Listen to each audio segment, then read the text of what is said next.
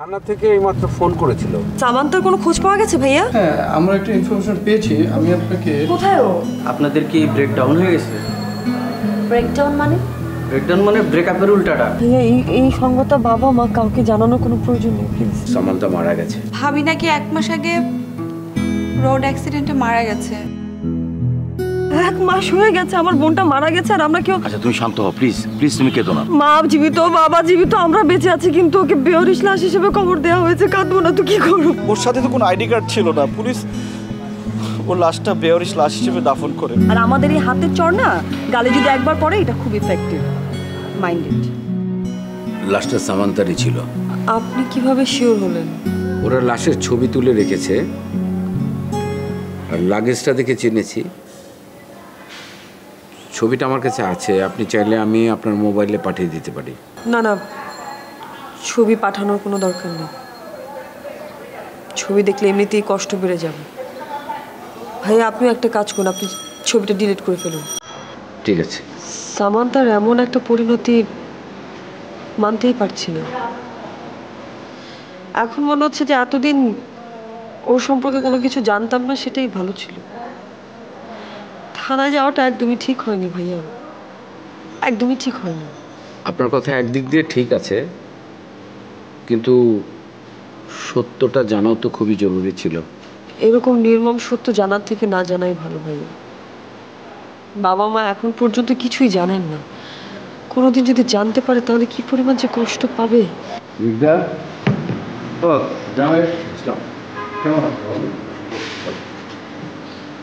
আমি তো আসছি না। তোমাকে কেমন যেন লাগছে, শরীরটা খারাপ করেনি তো? জি না, এমনি। ও আচ্ছা বাবা, ওই থানা থেকে সামান্তার ব্যাপারে কিছু বলেছে? ও তো অনেক দিন ধরে নিখোঁজ আছে, পুলিশ খোঁজ করছে, সময় তো লাগবে। হ্যাঁ তা তো ঠিক, সময় তো লাগবেই। কই স্নিগ্ধা, স্নিগ্ধা চা নিয়ে আয়। না না, আমি চাটা এখন কিছু খাবো না, আমি উঠবো, আমার জরুরি কাজ আছে। এদিক দিয়ে যাচ্ছিলাম, তাই ভাবলাম যে একটু দেখা করে যাই আপনাদের সাথে। খুব ভালো করেছো বাবা। আচ্ছা উকিল সাহেব বলছিলেন আগামী সোমবারে নাকি সুমনের হিয়ারিং ডেট। ওটা নিয়ে আপনি একদম টেনশন করবেন না, আমি উকিলকে বলে দেবো কি কি করতে হবে। আমি এখন উঠি। যাবে ওই তোমার শাশুড়ির সঙ্গে দেখা করবে না? বাবা মার শরীরটা খুব খারাপ, বিছানায় শুয়ে আছে এখনো। আমি না হয় আরেকদিন এসে ওনার সঙ্গে দেখা করে যাব। আচ্ছা ঠিক আছে।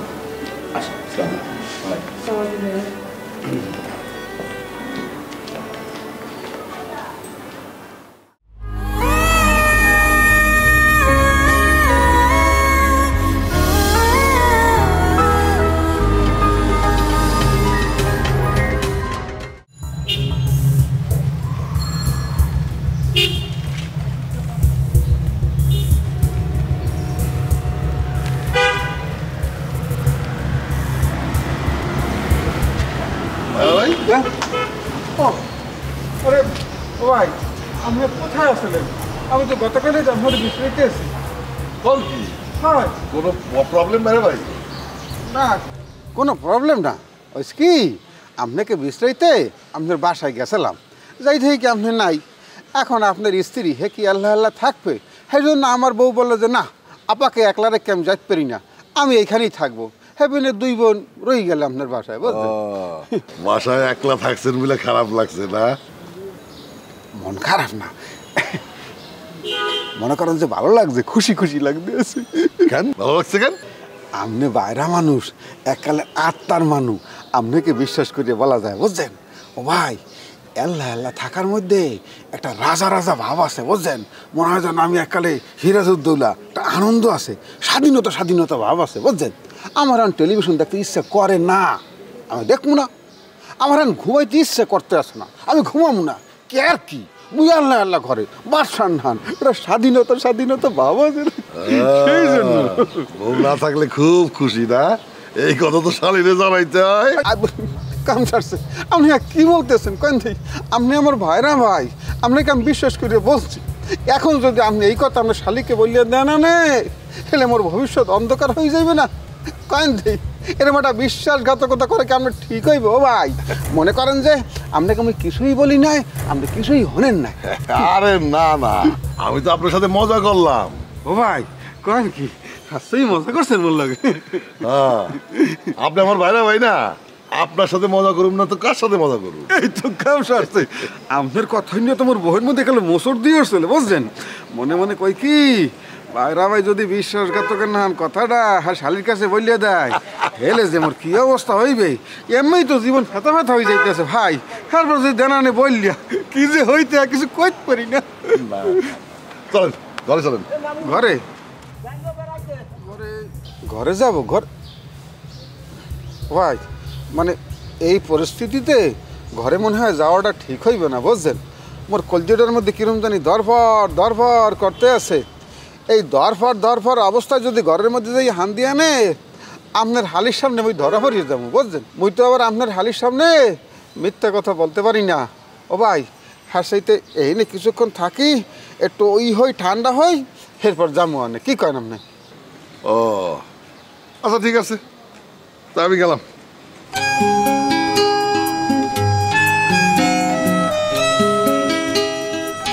যাইয়া যদি কইয়ে টইয়ে দেয় আমার তো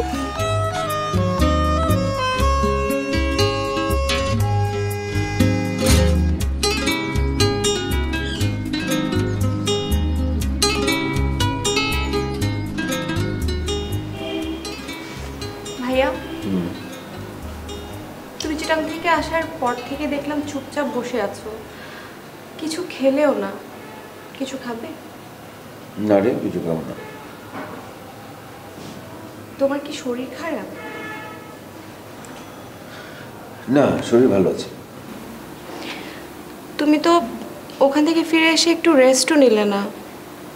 চিটাগংয়ে কি আমি হেঁটে বা দৌড়ে গেছি নাকি? ওখানে তো একরকম রেস্টই ছিলাম। শোন রিনি, হ্যাঁ ভাইয়া। একটা খুব খারাপ খবর আছে। কি? সামান্থা মারা গেছে 1 মাস আগেই। পুলিশ কোনো কন্ট্যাক্ট নাম্বার না পেয়ে বেওয়ারিশ হিসাবে ওর লাশটা দাফন করেছে। ভাবির বাসায় জানে ব্যাপারটা? সুদূর বড় বোন জানে। তুমি কি শিওর যে ওটা ভাবিই ছিল? ওরা লাশের ছবি তুলে রেখেছিল, লাগেজটা দেখে আমি চিনেছি। ভাইয়া, মানুষের মৃত্যুর উপর তো আসলে কোনো হাত নেই, তুমি আপসেট হইও না। রিনি, তুই এখন যা, আমাকে একটু একা থাকতে দে।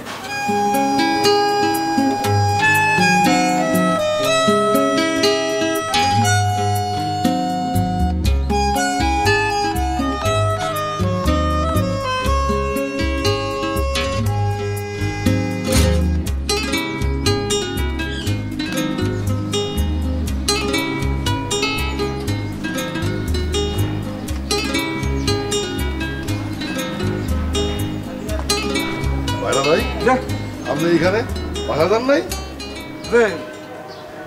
বাসায় গেছিলাম একটা বিশেষ কারণে, এখানে এসে বসে রয়েছি। বসেন আপনি বসেন। কি কারণ? মানে কারণটা কি, মুই তো আপনার মনে মনে বিশ্রাইতেছিলাম বুঝলেন। দেখেন আল্লাহর কি ইশারা, এই না আপনার সাথে মোর দেখা হয়ে গেছে। ও ভাই, মুই তো একটা বড় ধরনের সমস্যার মধ্যে পড়ে গেছি বুঝলেন। ও আচ্ছা, আপনি আমার খুঁজতেছেন কেন? আমি তো আপনার বউর কাছে কিছু কই নাই। আপনি যে মোর বউকে কিছু বলেন নাই, হ্যাঁ মুই ভালো করিয়াই জানি সে বিশ্বাস এবং আস্থা আপনার প্রতি মোর আছে। তা আপনাকে মুই বিশ্রাইতেছি ভাই অন্য এক কারণে, কিভাবে যে বলবো ঠিক বুঝতে পারতে আছি না। অনেক সমস্যার মধ্যে আছি আর কি বুঝছেন। কি সমস্যা? ও বুঝতে পারছি, গোপন সমস্যা। অসুবিধা নাই, চলেন ওই সিরাজ হারবালের কাছে। ওই যে কালা সিরাজ, ও হারবাল ভালো ট্রিটমেন্ট দেয়, চলেন। ওরে ও ভাই, এরকম কোনো সমস্যা না। হ্যাঁ তো মুই নিজেই চিনি না রাস্তাঘাট। কি করেন আপনি? সমস্যা আর এক জায়গায়। আপনাকে যে কিভাবে বুঝাই বলি। তাহলে কি? এই যে আপনার শালি আমার স্ত্রী সে তো বাসায় চলে আসছে। আসছে বলে কি জানেন, ওরে মাহবুব, সে বলে কি সে নাকি স্থায়ীভাবে চলে আসছে, সে নাকি আর ফেরত যাইবে না আপনার বাসায়। এখন কয়েন দেই আপনি?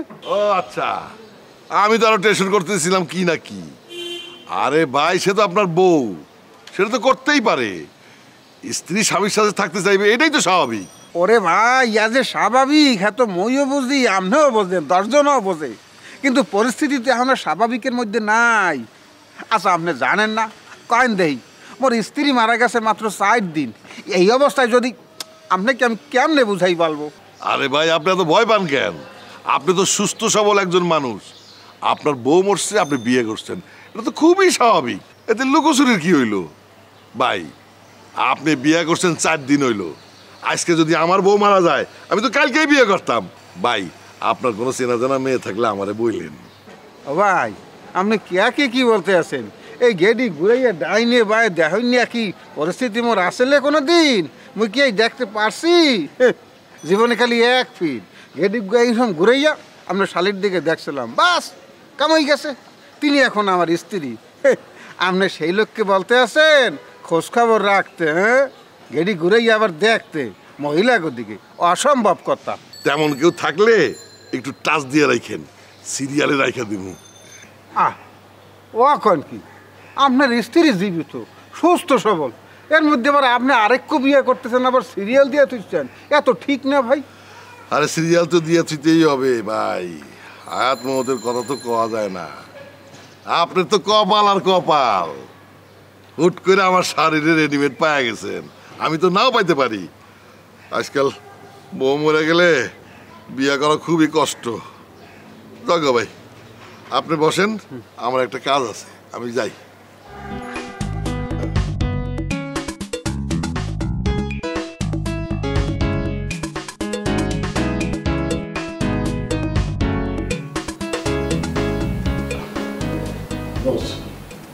আগামী পরশু মামলাটা কোর্টে উঠবে।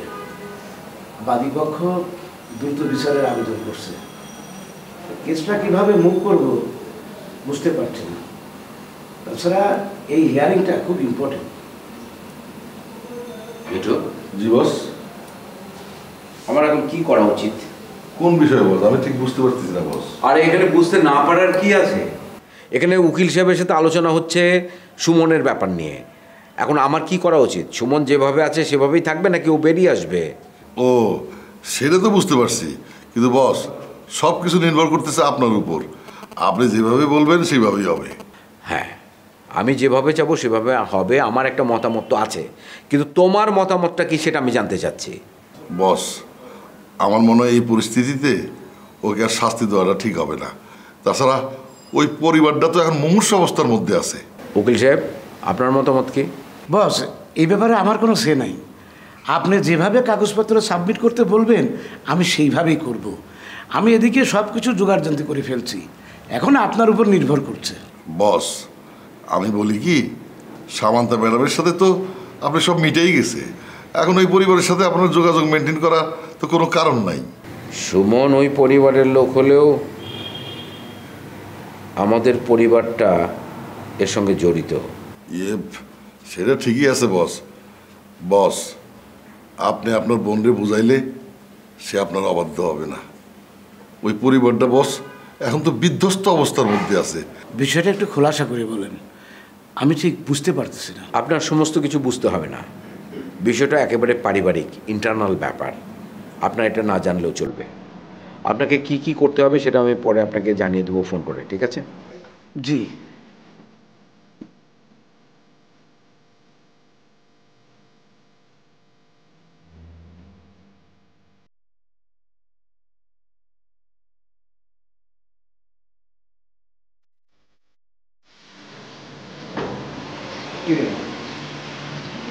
চুপচাপ এখানে বসে আছি, কোনো সমস্যা? না বাবা, কোনো সমস্যা না। সুমনের কথা ভাবছিলাম। ও আচ্ছা, সামান্তার কোনো খবর থানা থেকে দিল না? না বাবা, কোনো খবর ওরা দেয়নি।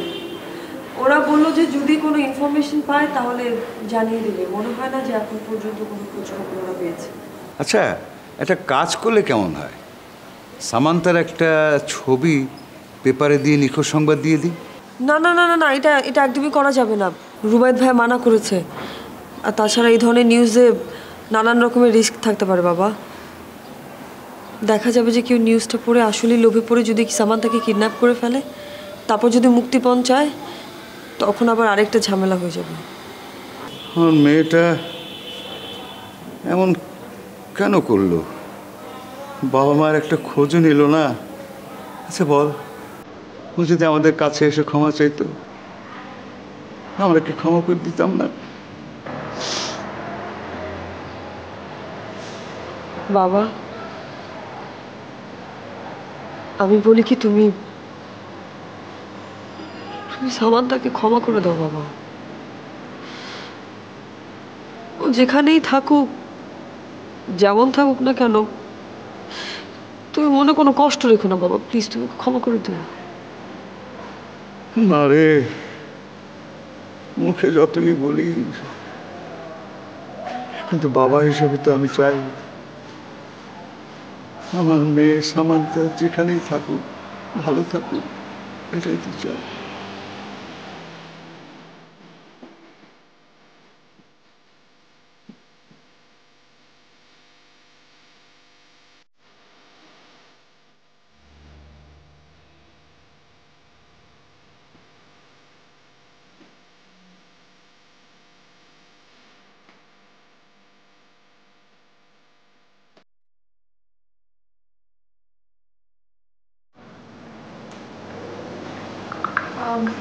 ভাইয়া,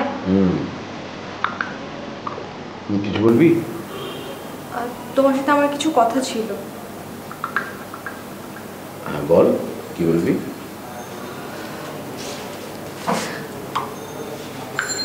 ভাইয়া, আমি জানি না তুমি কথাগুলো শুনে আমার উপর রাগ করবে কিনা, কিন্তু আমার মনে হলো যে তোমাকে কথাগুলো জানানো উচিত।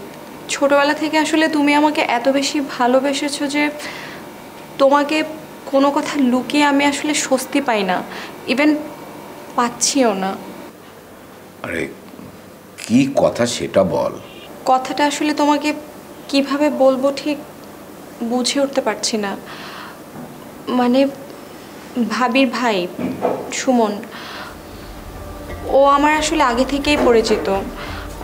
আমি যখন থেকে মেডিকেল কোচিং করি তখন থেকে ওর সাথে আমার পরিচয় থেকে বন্ধুত্ব। তারপর আস্তে আস্তে জানতে পারলাম ও ড্রাগ অ্যাডিক্টেড। আমি ওকে অনেক বোঝানোর চেষ্টা করেছি, কিন্তু ও কোনোভাবেই বোঝেনি।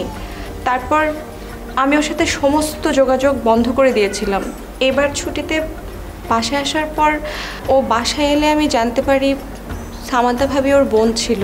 যেহেতু একটা পারিবারিক সম্পর্ক হয়ে গেছে, সেজন্য আমি ওকে অ্যাভয়েড করতে পারিনি। কিন্তু ভাইয়া, যতটুকু সম্ভব আমি অ্যাভয়েড করেছি। ভাইয়া ট্রাস্ট মি, ওর সাথে আমার তেমন কোনো রিলেশন ছিল না, ইভেন নেই ও। আচ্ছা ভাইয়া, সুমন যে খুনের মামলায় জড়িয়ে আছে, আমার মনে হয় সে খুনটা সে করেনি। অ্যারেস্ট হওয়ার আগে সে আমাকে সেটা বলেছে। হ্যাঁ, অবশ্যই ঠিক আছে, সে হয়তোবা তার ফ্যামিলিকে মিথ্যা বলে নেশা করে অনেক বড় অন্যায় করেছে, কিন্তু যে অন্যায়টা সে করেনি সেটার জন্য সে অযথাই কষ্ট পাচ্ছে। ভাইয়া, এটা তো খুবই দুঃখজনক। তোর তো তাহলে অয়নকেও চিনবার কথা। হ্যাঁ, অয়নও আমার সাথে যোগাযোগ করেছে, ইভেন সে তোমাকে খুঁজতে বাসায়ও এসেছিল। আমি তোমাকে সেটা বলিনি কারণ আমি ওর সাথে যোগাযোগটা রাখতেই চেয়েছিলাম ভাবির খোঁজ জানতে। ভাইয়া, অয়নও জানতো না ভাবি ভাই মারা গেছে। আচ্ছা ভাইয়া, যা হওয়ার তো হয়েই গেছে, এখন তুমি চাইলেও তো কোনো কিছু বদলাতে পারবে না। আর সবচেয়ে বড় কথা, ভাবি তো কখনো তোমার লাইফে ছিলই না। আমি বলি কি, তুমি তার কথা ভুলে যাও। তুই আর কিছু বলবি? ভাইয়া, আমি চাই তুমি নতুন করে আবার সব কিছু শুরু করো। আমি রাজন ভাইয়া, আপা তাদের সাথেও কথা বলেছি। ওনারাও চান তুমি আবার বিয়ে করো। সামান্থার মৃত্যুর খবরটা ওদেরকে বলে দিয়েছিস? হ্যাঁ, কারণ আজ হোক কাল হোক ওনারা তো সব জানবেই। ও আচ্ছা। ও ভাই, আরেকটা কথা, আমি কিন্তু কাল চলে যাচ্ছি। তো ছুটি শেষ?